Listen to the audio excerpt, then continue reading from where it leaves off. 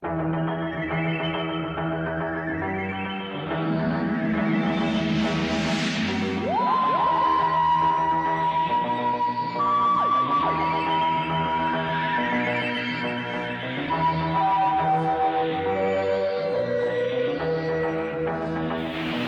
is He Who Moans, Doctor Who reviews. I only complain because I like Doctor Who, and I care.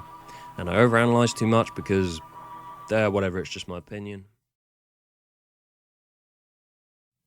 So, Deep Breath is finally almost here. The agonisingly long year of the most tediously drawn-out hype I've ever had to endure in all my years of being a fan of anything is finally almost over.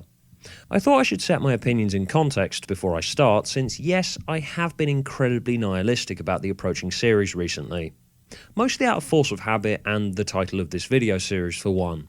I mean, would you click on a series called He Who Moans expecting cuddly bunny rabbits and sunshine? If so, then I guess I should probably be offering some more basic advice like, look at this. Yeah, look at this. Yeah, don't stick your finger in these.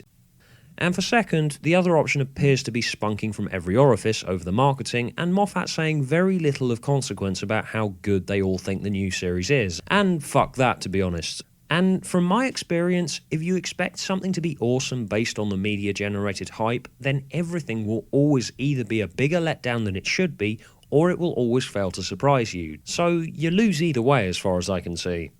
Just me maybe, as I am a glass half empty person, but I think I came away more jaded and disappointed with Season 6 and Season 7 and Moffat's era as a whole because I was buying the hype to it.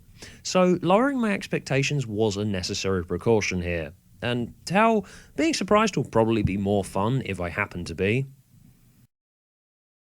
Yep, it turns out all of those trailers about the Doctor being dark and brooding was a marketing ploy. And yep, as I thought, we're in for more of the same thing. Yeah, Deep Breath is pretty much indistinguishable from a latter-day Matt Smith episode, complete with a hideously self-indulgent cameo from the past Doctor himself, which seriously made me want to be sick into my hand. Even Russell wouldn't have gone that far. Yeah, as much as Moffat likes to make us think that he can, yeah, a leopard can't change its spots, am I right? That said, Deep Breath was better than I expected it to be. Not better than the 11th hour, but it did exceed my expectations, which, as said, weren't much. I wouldn't call it great, but it actually held my attention, and it got a reaction out of me that wasn't bored indifference. Which, you know, it's something, I guess, even though lots of stuff about it is pretty stupid and doesn't make a whole lot of sense, and I'm probably going to end up sounding harsher than I actually feel about it, because, as said, it was stupid and really not that great, but I did enjoy it. So, let's dive into this thing. I'd like to begin by accusing Moffat of cheating. I am one of those people who will just watch anything at all if it's got a dinosaur in it, whether it actually works and is good or not, and will shut up and be sated. Does its plot work? Who cares? It has a dinosaur in it. Why did it need to be a dinosaur? What was the point in it being there? If you cut the dinosaur out, would you actually lose any of the plot at all? Who cares? It is a dinosaur. Why are you asking these questions? And who are you anyway? So, while a T-Rex assumedly steps on people and buildings off-screen, which, I don't know, it's Doctor Who, just go with it. Which I swear is Moffat's catchphrase by this point whenever anyone asks him about something that isn't properly explained on screen. It's Doctor Who, just go with it. So, while the T-Rex does that, we spend the first 20 minutes with Madame Vastra saying pretentious things about change, and Clara making a concerned face, which, alright, she's sort of showing an emotion, so that's progress from the boring cipher that we know and are completely indifferent to, I guess. I mean, Clara's still about as interesting as this packet of toilet rolls, but that's a word that I can use to describe Clara's emotional state in a scene. Yeah, well done, Moffat. You made Clara show an emotion in a scene. Jesus, I feel like I should be praising Moffat for his use of punctuation in the script if I'm sounding this positive about a character actually showing emotion. I must stress, though, that none of my criticisms of Clara are specifically Jenna Coleman's fault. I hope she gets good roles off the back of this, and she's a fine actress doing the best she can with the material provided. My complaints are purely to do with the way that her character has been written, and that, at least up until this point, Moffat has failed to recognise just how important the companion role is. Though, as said, yes, this episode was a better example of Clara, and he's getting there. Love to see that Moffat isn't bitter at all about his years as a teacher, by the way. Ah, fuck! Cut my tongue on my sarcasm. But yeah, she also furiously denies fancying the Doctor that loads of fans had a bitch fit at her revealing in Time of the Doctor. So yeah, good. Well done, Moffat. Amount of emotions that Clara displays currently at 2. And I think there was a third later on, and possibly a fourth in there. Yeah, I feel I should have a counter.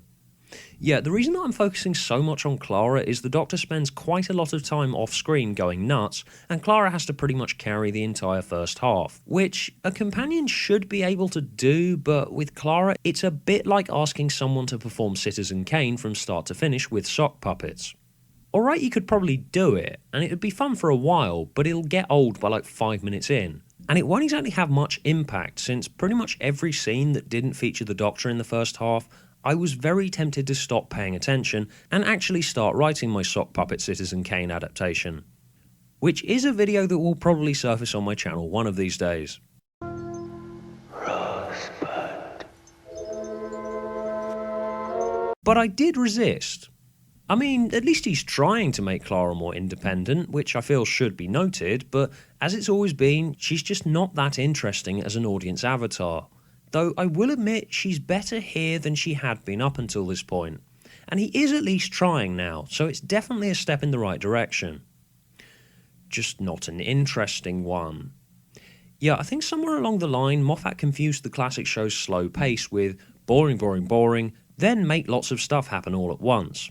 I seem to be one of few people who always thought that Part 1 was usually the most interesting one in Classic Who, whereas Moffat seems to think that dragging things out for the sake of it is what tension is, when lots of these early scenes really felt like padding it out for the sake of it, while occasionally throwing in slapstick and crap jokes from Strax's end to keep us distracted. Actually, a puppet show is probably a rather apt metaphor here. It really feels like Moffat himself didn't really care that much for the first half of the script that he came out with, so he went back over it shoving in jokes occasionally, and they really jar with what's going on. The Doctor? What's he doing here? I love that a Silurian living in central Victorian London has expended quite a lot of time and effort into inventing technology to shut doors automatically about 90 years early. Really, that shows dedication to inventing technology to prolong one's laziness. Yeah, it seems like a joke, Moffat, but it's not. It just causes me to have that conversation with myself and to stop focusing on your plot. Like, are you going to have Strax jingle his keys in my face next and go, "Look at the shiny object, Stuart. You like the shiny object." And I did like the bit of plot that we're focused on in that scene. I like the idea of a T-Rex ends up in London, gets set on fire somehow, and then the Doctor and friends try and figure out why it was here, who killed it and why. But it doesn't really feel as much like a bizarre sci-fi murder mystery that I'd personally have really liked, and more like 40 minutes of pissing around, offbeat comedy, and then a robot laser fight in the second half. Yeah, it feels more like a mishmash of things that Moffat had been thinking about writing than an actual plot of its own when you think about it. So there's a T-Rex in Victorian London. It explodes and the Doctor fights with a hobo, and then we're trying to figure out who killed the dinosaur, and there's an ad in a newspaper and she thinks it's a sign from the Doctor, and now they're arguing in a restaurant. But it's full of robots! Yeah. It's like, you know in Futurama where they watch a show called The Scary Door, which is like about 8 different episodes of The Twilight Zone played all at once. There's a gremlin destroying the plane! You've got to believe me! Why should I believe you? You're Hitler! No! Help me! Yeah, that's what Deep Breath feels like to me, like an episode of The Scary Door. Take 3 average Moffat scripts, stick them in a blender and drink the results. Which, you know, it's at least interesting, I suppose.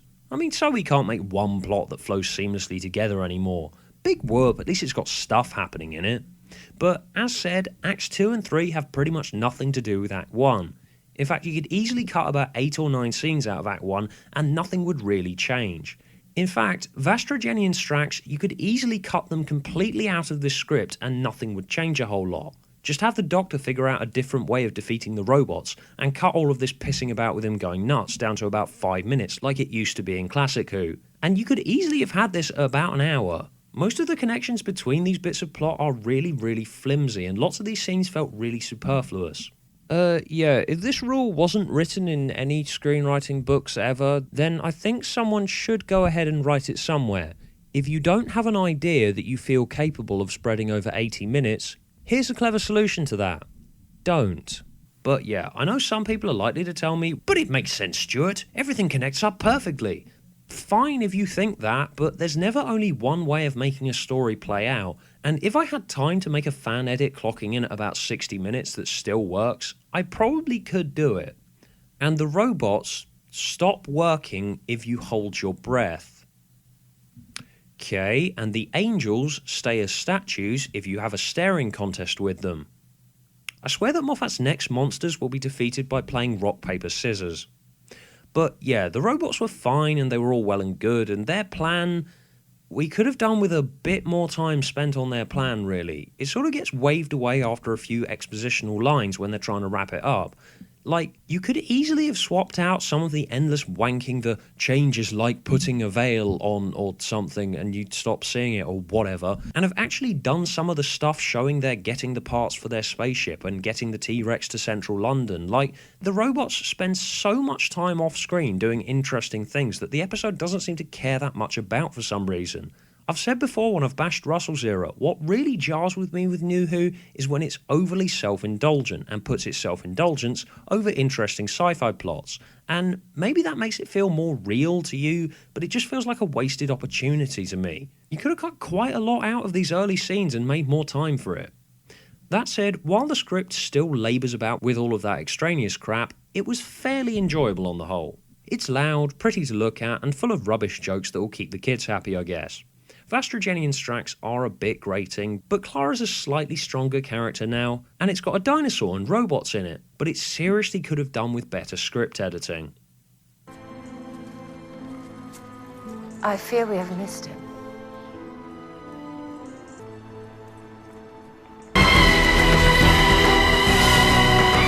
And bye-bye, Clara. See, hire me to edit your scripts, Moffat. I guarantee I'd get more cheers from the audience. I know what you're all waiting for, though. What did you think of the 12th Doctor, Stuart? Well, yes, Capaldi was great when he was on screen. He really fits with this role. I'm also really glad they let him keep his Scottish accent. I felt that the Doctor going mad stuff was a bit played out and rubbish on occasion. The scene with the tramp was good, though, went on a bit long, but it was a good scene. I love how since Clara's got basically nothing interesting about her, Moffat decided that a random bypasser taking the onlooking assistant role going, "Wah, wah, wah, wah," would do a much better job of accompanying the contemplating the new incarnation than Clara would. It's probably going to take a little while for him to fully settle in. He did a great job once he was acting like the Doctor again, but given how much time he spends off screen, I don't feel it's really been enough for me to finish forming my opinion on number 12. But there is at least a reason for me to be hyped about him now, and he mostly just turns out to be a bit of a sneering, cynical Doctor, which I think's fine and it fits really well with Capaldi's demeanour. Though I did notice the return of Twin Dilemma's menacing camera angles during the tramp scene, which was a bit of a warning sign, but 12's fine by me, and I think I'll probably end up with a strong opinion of him by the end of the series. So yeah, deep breath. Big, dumb, stupid, and often jarring, and the first half was kind of rubbish, but it held my attention and at least it had some interesting stuff in it. It's a step in the right direction, albeit a small one.